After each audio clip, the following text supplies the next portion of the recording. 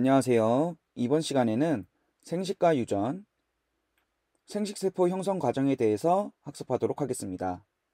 사람은 평균적으로 약 60조 개의 세포로 이루어져 있습니다.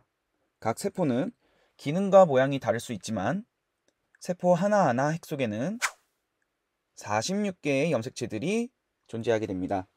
따라서 아빠도 엄마도 세포 하나하나가 모두 46개의 염색체를 지니고 있습니다. 생물은 자신과 닮은 자손을 남기는 생식을 하는데요. 이때 아빠의 세포와 엄마의 세포가 만나 자손이 만들어지게 됩니다. 그런데 아빠와 엄마의 세포는 각각 46개의 염색체를 지녔기 때문에 그냥 만나게 되면 92개의 염색체를 가진 자손이 태어나게 됩니다. 사람의 염색체는 46개라고 했습니다. 태어난 자손도 사람이기 때문에 46개를 가져야 하는데 지금처럼 생식을 하게 되면 자손은 92개의 염색체를 가지기 때문에 맞지 않게 됩니다. 그래서 특별한 세포를 만들어 생식을 하게 됩니다. 생식기관에서 난자와 정자와 같은 생식세포를 만들어내는데요. 아빠는 자신의 염색체 수의 절반인 23개를 가진 정자를, 엄마도 자신의 염색체 수의 절반인 23개를 가진 난자를 만듭니다.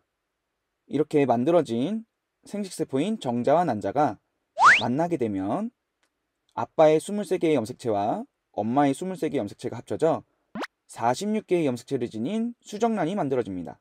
수정란으로부터 체세포 분열을 통해 자손이 만들어지기 때문에 자손도 46개의 염색체를 가진 세포들로 구성된 사람이 됩니다. 우리는 정자와 난자, 즉 생식세포 형성 과정에 대해서 집중해 보려고 하는데요. 생식세포도 세포 분열을 통해 만들어지지만 체세포 분열과 달리 염색체 수를 절반으로 줄이는 분열이기에 감수 분열이라고 이야기합니다. 우리는 이 감수 분열에 대해서 자세히 학습하도록 하겠습니다. 감수 분열을 학습하기 전에 체세포 분열을 간단하게 복습해 보겠습니다. 모세포가 체세포 분열을 통해서 염색체 수를 동일하게 그리고 2개의 딸세포를 만들어냅니다. 이러한 분열 과정은 다음과 같이 진행되었었는데요. 분열하려는 모세포는 가장 먼저 무엇을 해야 되죠? 그쵸? 유전 물질을 2배로 복제를 해야 돼요. 이렇게 복제한 유전 물질을 반씩 나눠 가져야 하는데 실타래처럼 뒤엉켜 있어서 그냥은 못 나눈다고 했어요. 그래서 뭉치는 과정이 필요하다. 이렇게 뭉쳐진 애가 뭐냐? 염색 분체 2가닥으로 이루어진 염색체다. 지금은 4개의 염색체가 생겨져 있죠. 그리고 가운데 배치해서 나누기 쉽게 한다. 다음으로는 방추사가 짧아지면서 양쪽으로 염색 분체를 가져간다. 이제 마지막으로 세포질 분열이 함께 일어나면서 반땅이 된다. 지금 보시면 체세포 분열은 모세포의 염색체 수와 딸세포의 염색체 수가 똑같은 것을 알 수 있습니다. 크게 어려운 과정은 아니었죠. 복제를 하고 뭉치고 가운데 놨다가 양쪽 가져가서 반땅을 한 거예요. 이게 체세포 분열 과정이었습니다.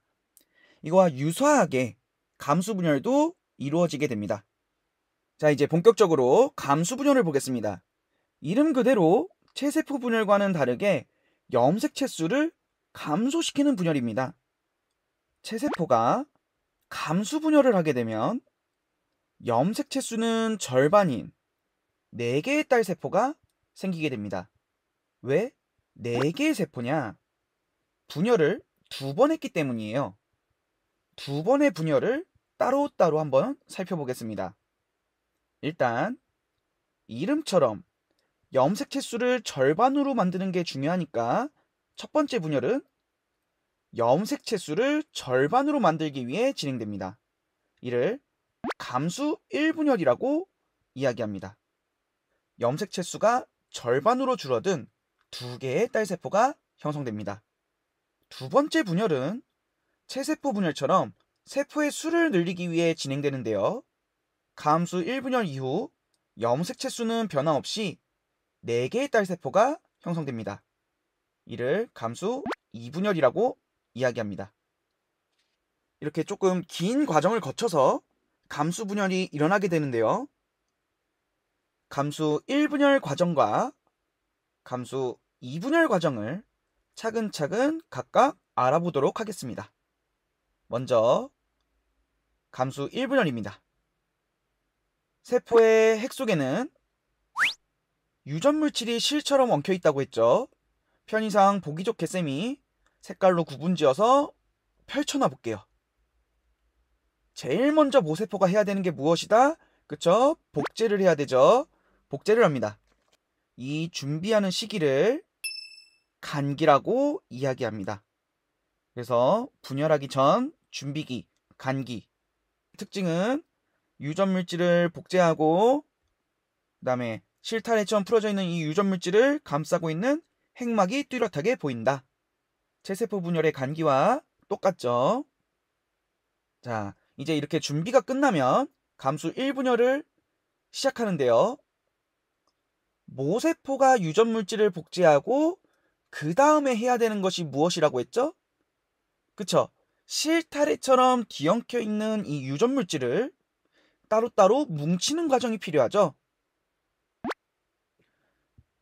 감수 1분열에서는 상동 염색체가 뭉친 이가 염색체가 등장하게 됩니다.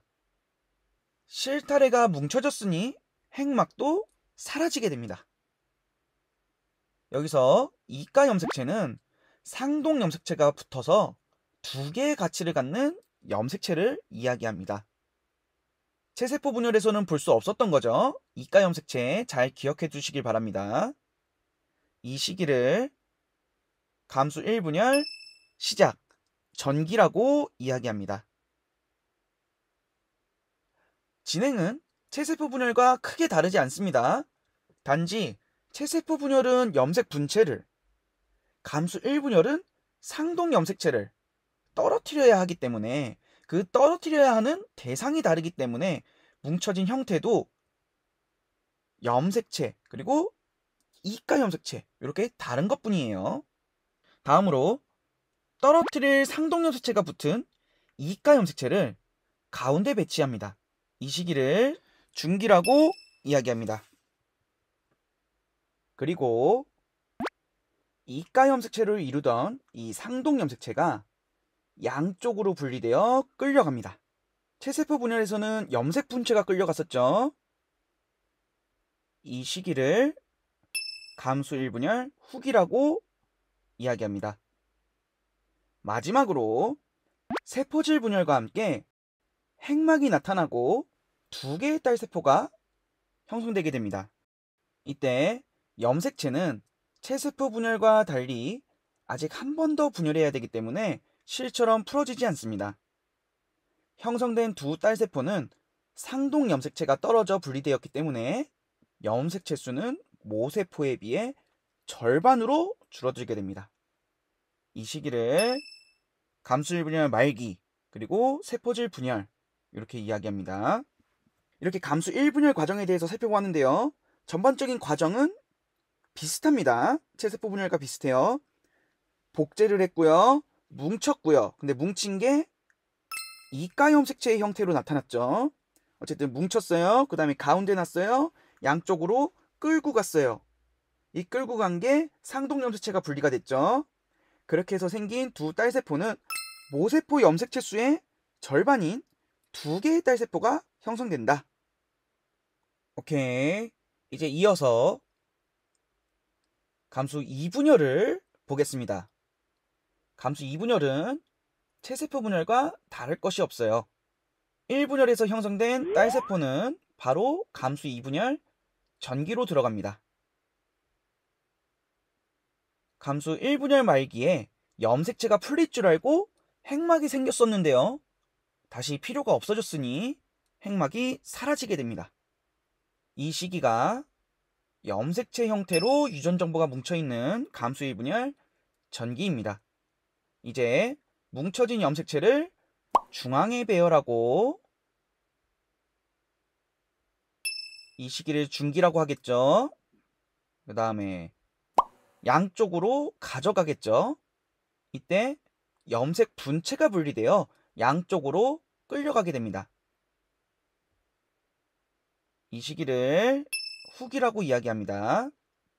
이제 익숙하죠? 전기, 중기, 후기. 그다음 마지막으로 떨어진 염색 분체는 이제 염색체라고 지칭할 수 있게 돼요. 이 염색체가 실 모양으로 풀어지고 이를 감싸기 위한 핵막도 나타나야겠죠? 그래서 4개의 핵이 생기게 됩니다. 여기를 말기라고 이야기하겠습니다. 감수 2분열은 체세포 분열과 동일한 과정이죠.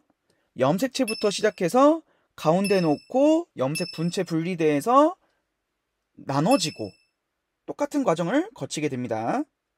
감수 2분열의 특징은 첫째, 유전물질에 복제가 없었습니다. 유전물질의 복제는 감수 2분열에서는 일어나지 않고 감수 1분열이 시작하기 전에 한 번 이루어집니다. 둘째, 감수 2분열에서는 염색체 수 변화가 없습니다. 체세포 분열과 동일한 분열 과정을 거쳤다고 얘기했어요. 여기까지 해서 감수 분열에 대해서 모두 학습했는데요. 정리를 한번 해보겠습니다. 감수 분열은 2번 분열하게 됩니다. 감수 1분열 과정에서 떨어뜨려야 하는 대상인 상동 염색체가 2개가 붙은 이가 염색체가 등장하고 이 상동 염색체를 떼어내어 그 결과 염색체 수가 절반인 2개의 딸세포가 만들어지게 됩니다. 다음으로 감수 2분열 과정에서 유전물질의 복제는 없이 바로 시작됩니다. 체세포 분열과 동일한 과정으로 염색 분체가 떨어져 4개의 딸세포가 형성되게 됩니다. 감수 2분열 과정은 체세포 분열 과정과 동일하기 때문에 염색체 수의 변화는 없습니다. 마지막으로 사람의 염색체 46개를 가지고 이 감수 분열의 흐름을 한번 살펴보겠습니다. 이런 모습으로 감수 1분열은 상동 염색체가 떨어집니다. 오케이? 지금 상동 염색체가 분리됐죠? 상동 염색체가. 그럼 위에는 염색체 23개, 아래도 염색체 23개. 감수 1분열은 이렇게 상동 염색체가 분리됐기 때문에 2개의 딸세포가 생겼는데 염색체가 절반으로 줄어들게 됩니다. 오케이? 그 다음에 이어서 감수 2분열이 일어납니다. 감수 1분열에서 생긴 2개의 딸세포가 각각 감수 2분열이 일어나는데요. 어떤 식으로 이루어지냐? 요렇게 염색 분체가 떨어지게 돼요. 요렇게 염색 분체가 떨어지게 돼요. 그래서 유전물질 양은 줄어들겠지만 개수는 똑같이 유지됩니다. 23개로. 그래서 위에도 23개, 아래도 23개. 감수 2분열 과정까지 거쳐서 4개의 딸세포가 형성되는데요. 염색체 수가 절반으로 줄어드는 건 감수 1분열 과정. 감수 2분열 과정에서는 염색체 수의 변화는 없이 세포 분열이 일어나게 됩니다. 여기까지 해서 감수 분열, 생시세포 형성 과정에 대해서 학습하였습니다. 고생하셨습니다.